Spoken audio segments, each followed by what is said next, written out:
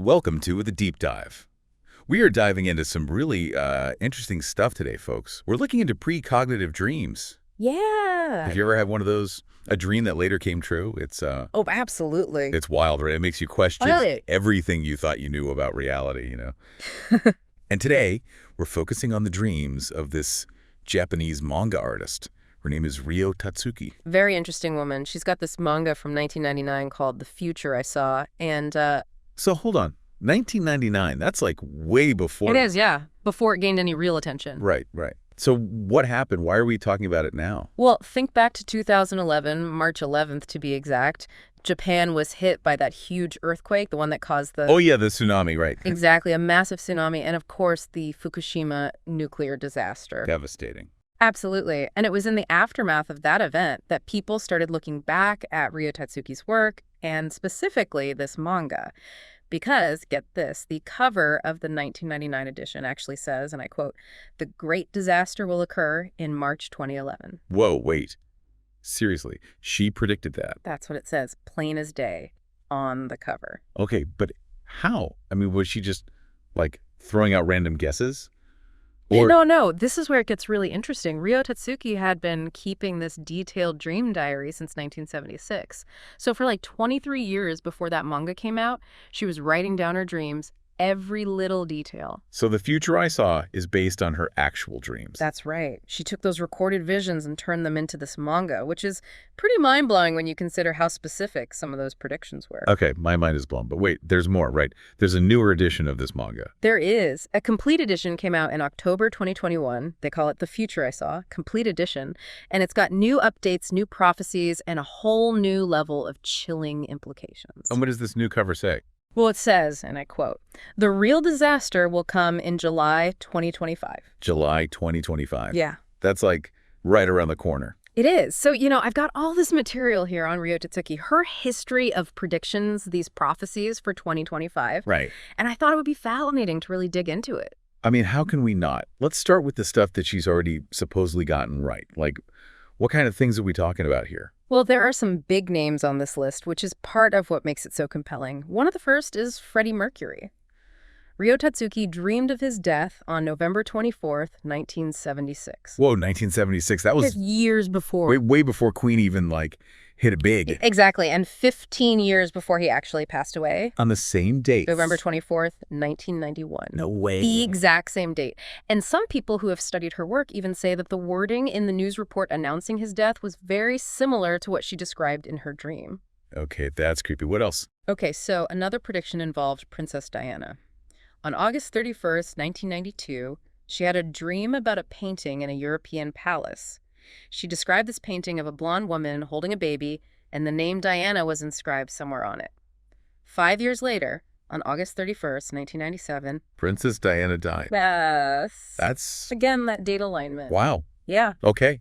What else is there? Are there any, events? Not just about people. Oh, absolutely. A really notable one is the Great Hanshin earthquake. The one that hit Kobe, Japan, in 1995. Yeah, I remember hearing about that. That was a bad one, right? It was devastating. Ryo Tatsuki actually had a dream about it on January 2, 1995. She described it as cracked earth in Kobe. And then what, a couple of weeks later? 15 days later, the earthquake struck on January 17th. Man.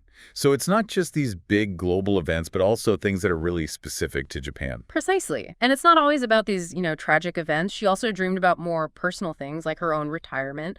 She had a dream that she would retire around the year 2000. And guess what? She retired in 2000. In 1999. So very close. Okay. So there are these huge world events and then also personal milestones that line up with her dreams. That's crazy. But what about the COVID-19 pandemic? Did she have any dreams about that? Because I feel like that's the kind of thing people would be looking for in her work now. Yeah, that's a good point. And this is one of the ones that has really caught people's attention. Back in 1995, she dreamed of an unknown virus appearing in Japan in 2020.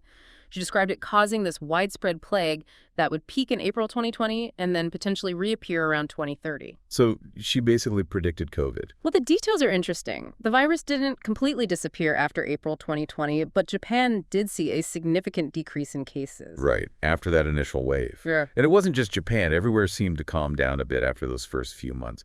But what's this about 2030? Yeah, that's the part that really makes you think. She connected this potential resurgence around 2030 to periods of low sunspot activity.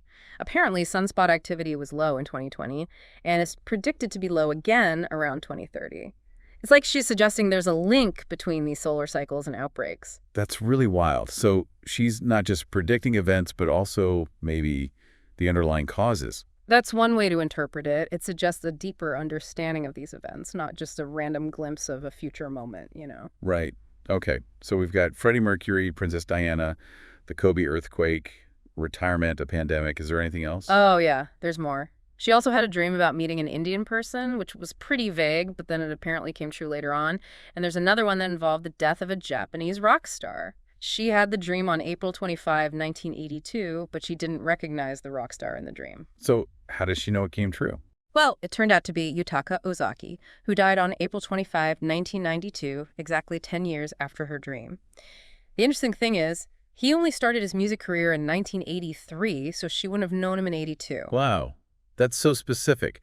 Okay, so we've got all these examples, but I think the one that really put her on the map, at least in the public eye, was that 2011 earthquake prediction. Can we go back to that for a minute? I'm still stuck on the fact that she basically predicted the date on the cover of her manga. It's definitely the prediction that brought her the most attention. It's important to note, though, that while her dream did mention March 2011, it didn't specify the exact date of the disaster, nor did it explicitly say earthquake. It was more of a general sense of a great disaster happening in that month. Right, but the connection is undeniable. And then, there was a tsunami, the nuclear disaster, thousands of people died. It was huge. Absolutely. The scale of that disaster and the fact that it aligned so closely with her prediction really made people take notice. It sort of solidified her reputation as someone with genuine precognitive abilities. Right. But I'm guessing she hasn't gotten everything right. Like, what about the dreams that haven't come true, or maybe we just don't know about them yet? Yeah, there are definitely some that are more ambiguous. For example, she had a dream with the numbers 99.8.2 written on a piece of paper, but nothing significant seems to have happened on August 2, 1999. Maybe it's a code we just haven't cracked yet. Maybe. Dreams can be pretty cryptic, even the ones that might be showing us the future. Sometimes the meaning is just hard to decipher. Right, like with that dream about the Japanese word kaiki. She had that one on June 12, 1995, right? That's right. Kaiki means a memorial service for someone who's passed away. But as far as we know, there's no connection to any specific event or person. Maybe it was just a random dream. Or maybe it's a prediction for something that hasn't happened yet. Who knows? Speaking of things that haven't happened yet, she also had a dream about her own funeral, right? Yeah, she dreamed of it taking place on July 15th, but she didn't specify the year. So that one's still out there. Okay. Well, that's enough about death for now. Let's talk about the 2025 prophecies. This is what everyone's really interested in, right? Absolutely. It's the big question mark hanging over all of this. Where do we start?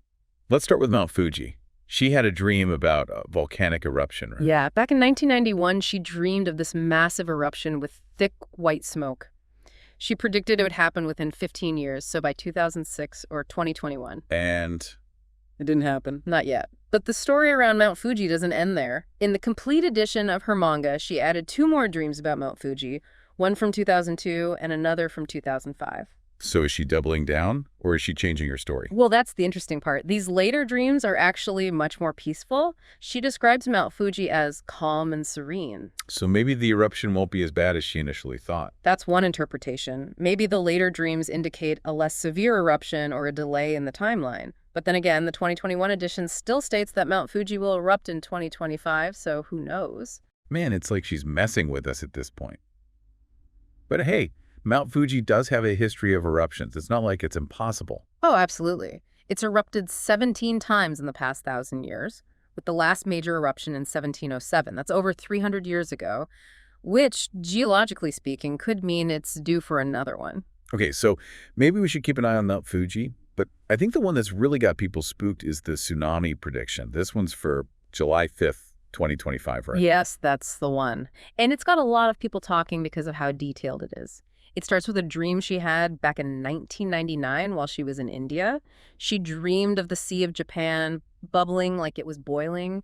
She thought it might be caused by an underwater volcano. Okay, so fast forward to July 5th, 2021. That's when the dream came back, but this time it was much more vivid. She saw the bubbling sea, but then these 2 giant dragons appear swimming towards the bubbles. Dragons, like mythical creatures. Yeah, it's interesting imagery, right? And then the sea level started to rise rapidly, and this enormous tsunami, she said it was 30 meters high, came crashing towards the land. 30 meters. That's like 3 times the size of the 2011 tsunami. That's what makes it so terrifying. And in her sketch of the dream, she even wrote in Japanese, "Please urgently evacuate." It's like a warning, you know? Wow. So she sees this massive tsunami, but then what? Does it just wipe everything out? Actually, no. She also describes this vision of new land rising from the sea after the tsunami. She says it connects Japan, Taiwan, Hong Kong, and the Philippines. That's a pretty radical change to the map. Like, how could that even happen? Well, it sounds crazy, but it's not entirely impossible. The Ring of Fire, where all those countries are located, is known for its volcanic activity, including underwater volcanoes. We've seen new islands form in that region relatively recently. Remember the one that popped up near Nishinoshima a few years ago? It's still growing. Right. I remember seeing pictures of that. So she's basically saying that this tsunami is going to reshape the entire region. That's what her dream seems to indicate. And she's very specific about the date and time, July 5th, 2025, in the morning. Man, that's not that far off. And there have been a bunch of minor earthquakes in Japan lately, plus all that volcanic activity around Nishinoshima. It's making me nervous. I understand. It's natural to feel uneasy when you see potential connections between real-world events and these kinds of predictions. But it's important to remember that Japan is in an active seismic zone. Minor earthquakes and volcanic activity are pretty common there. Right. Okay. So we've got the Mount Fuji eruption, the giant tsunami, new land forming. Anything else for 2025?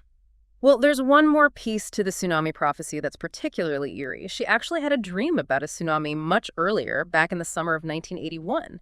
It happened in Yokohama around 5:00 a.m., but at the time she didn't write down the exact date because she didn't think her dreams were prophetic. So what's the connection to 2025? In the updated manga, she says that this 1981 dream was even more terrifying than the 2011 tsunami, and she now believes it might be connected to the July 5th, 2025 prediction.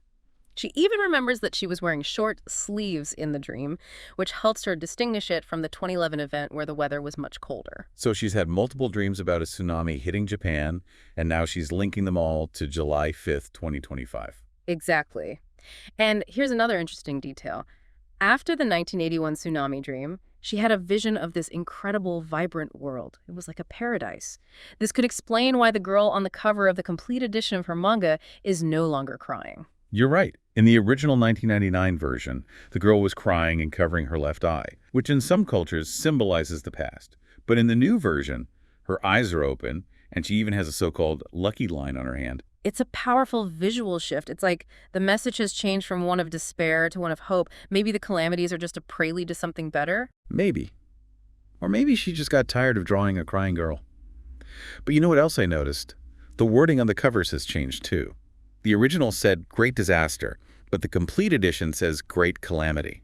You're right. That is interesting. Calamity feels more, I don't know, more significant maybe? Like it has a bigger impact and lasts longer. Yeah, I get that. It's almost like she's saying that things are going to get even worse than she initially thought. It's hard to say for sure what she intended, but it definitely adds another layer of intrigue. Speaking of intrigue, have you heard about this rumor going around about a meteorite hitting Earth in July 2025? I have heard that. It's been making the rounds online, especially in those, conspiracy theory circles. Right.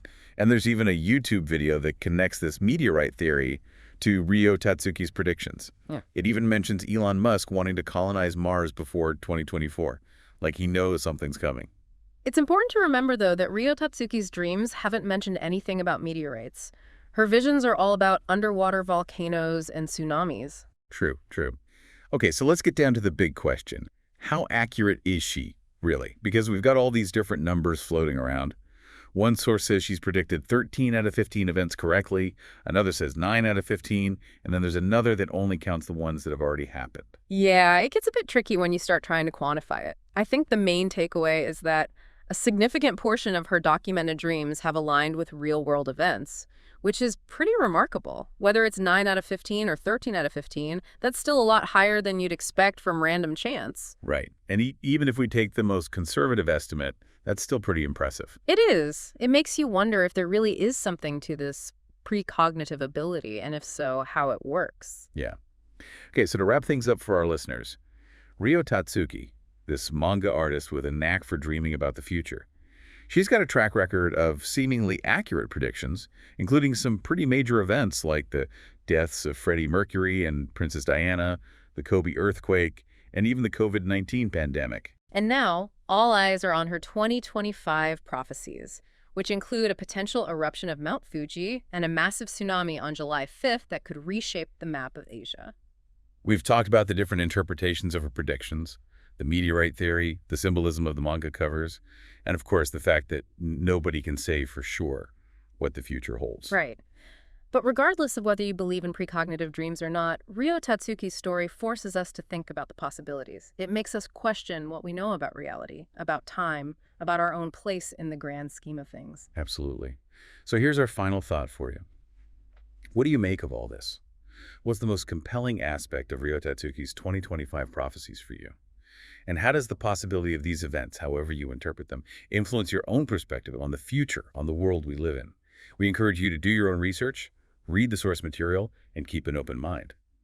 Thanks for joining us for this deep dive.